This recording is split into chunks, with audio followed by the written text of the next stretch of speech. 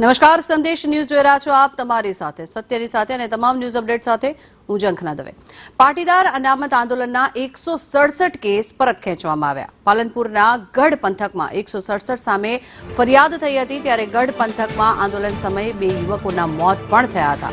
સરકાર દ્વારા પાટીદાર સામે થયેલા 167 જેટલા કેસ પરત ખેંચવામાં આવ્યા છે, ત્યારે આવતીકાલે લોક અદાલતમાં ચુકાદાની નકલ અપાઈ શકે છે। કેસ પરત ખેંચાતા બનાસકાંઠાના પાટીદારોમાં પણ ખુશીનો માહોલ છે।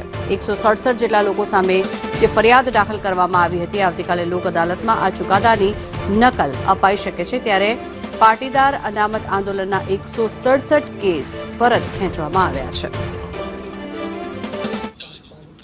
વધુ માહિતી મેળવીએ, સંવાદદાતા ધવલ જોશી જોડાયા છે આપણી સાથે। ધવલ, 167 જેટલા કેસ થયા હતા જેને પરત ખેંચાયા છે, શું વિગત? જંગના ચોક્કસથી વાત કરવામાં આવે તો પાલનપુરના ગઢમાં પાટીદાર અનામત આંદોલન વખતે થયેલા 167 કેસો છે તે પરત ખેંચાયા છે।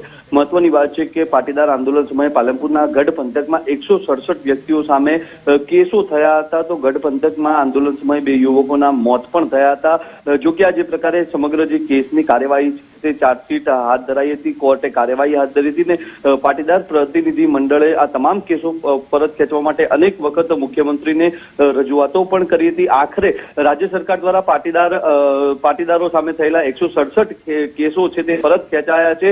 આવતીકાલે યોજાનાર લોક અદાલતમાં આ ચુકાદાની નકલ છે તે પણ અપાઈ શકે છે। મહત્વની વાત છે કે જે પ્રકારે પાટીદાર અનામત આંદોલન સમયે થયેલા કેસો પરત ખેંચાતા અત્યારે તો જિલ્લાના જે પાટીદાર સમાજના લોકો છે તેમના ભારે ખુશીનો માહોલ છે તે જોવા મળી રહ્યો છે। જી, આભાર ધવલ સમગ્ર માહિતી।